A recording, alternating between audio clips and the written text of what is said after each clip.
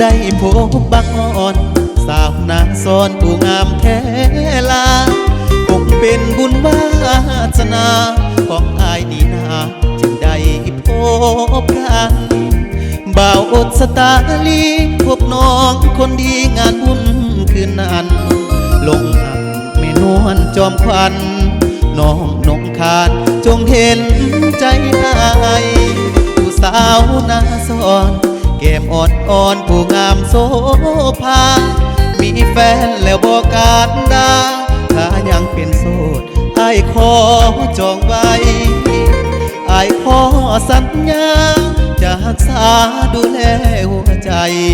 เพียงแต่น้องยอมรับกับอายสิหักซ้ำไว้เป็นผู้สิว่า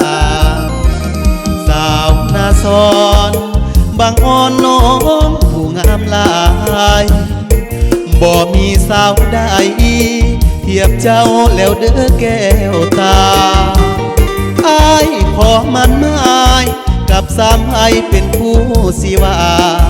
ให้น้องมาเป็นภรรยาเป็นไผ่พ่อตาอยู่อดสตานี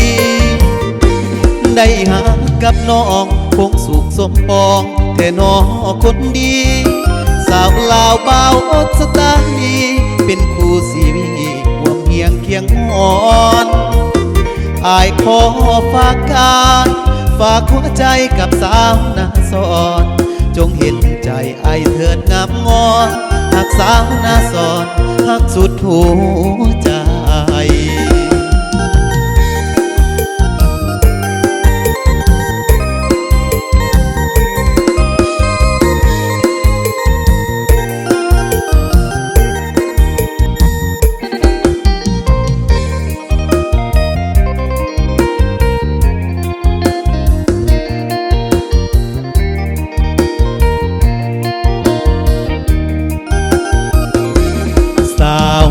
ซอน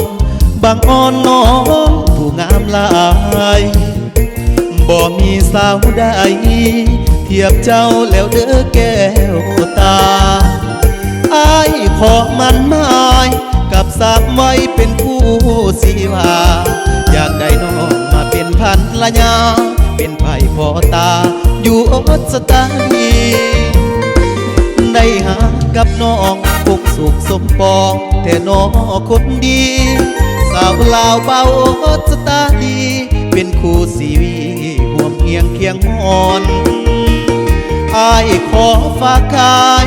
ฝากหัวใจกับสาวนาซอน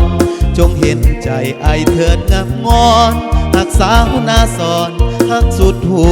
วใจ